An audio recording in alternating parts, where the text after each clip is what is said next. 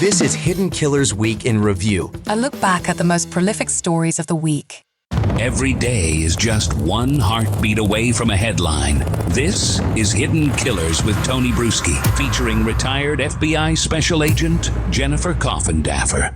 Diddy, well, it went down, and Diddy is now in custody in New York, and what happens next? Well, that's anyone's guess. Obviously, more hearings, possibly more charges. Joining me to discuss, Jennifer Coffindaffer, retired FBI Special Agent.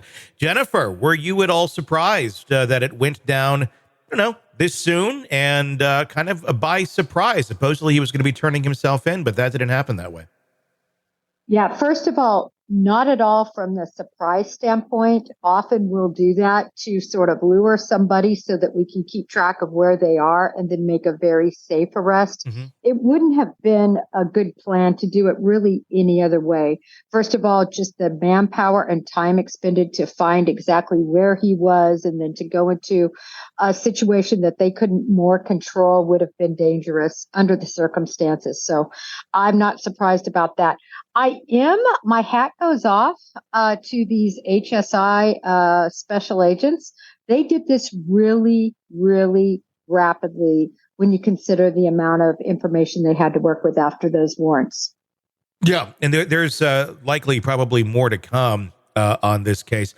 But they went in Monday night. Apparently he was going to turn himself in. There's a very stark picture of him in Central Park. I don't know if you saw it. It was actually the afternoon of the arrest. And he's just kind of sitting there on a hill, kind of overlooking the big green space there, people out playing, picnicking, just enjoying their time in the park. And he just kind of has this look on his face of just, I don't know if it's just giving up, of accepting reality of where it's at. But it almost looked peaceful in a way, which is kind of surprising, knowing that he knew it was all about to come crumbling down. It was funny, Tony. I was in Central Park right at that same time. Really? But fortunately, I wasn't getting handcuffed. Yes. Or anything.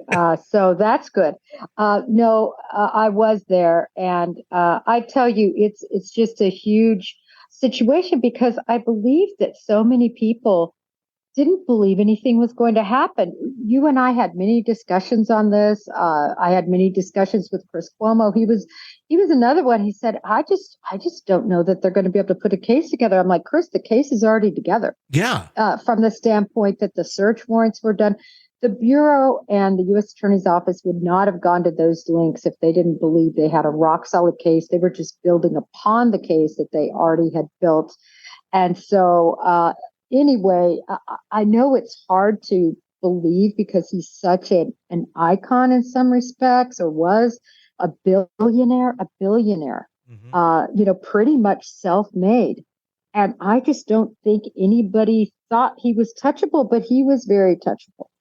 Yeah, I think anybody is touchable if you do the wrong things enough.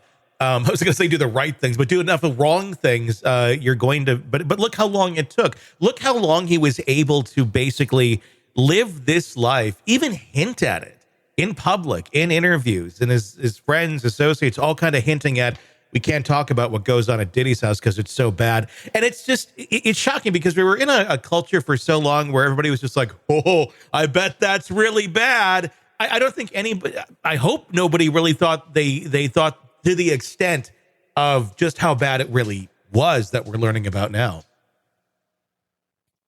Again, I think that anyone who read those civil suits, mm-hmm. those allegations were just so stark and so criminal in nature that I think anyone with at least a law enforcement background would look at that and say, whoa, this just isn't a civil matter. And then beyond that, the number of people, and I know a lot of people said, well, he's rich, they're just going after the money. Look at Cassie was paid off in one day. And so people are coming out of the woodwork. When you read the details that were in all of these suits, it was clear to me this wasn't just made up. This was real. No, I mean, it's very, very starkly real. All right, true crime addicts, let's cut the crap.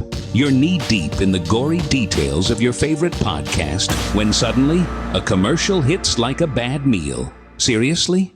You deserve better. Upgrade to True Crime Today Premium Plus on Apple Podcasts, where you can binge without those annoying ads. Plus, get extended interviews that go deeper into the darkness and early access to episodes so you can be the first to know. It's like trading up from fast food to fine dining, but with more blood. So, go ahead.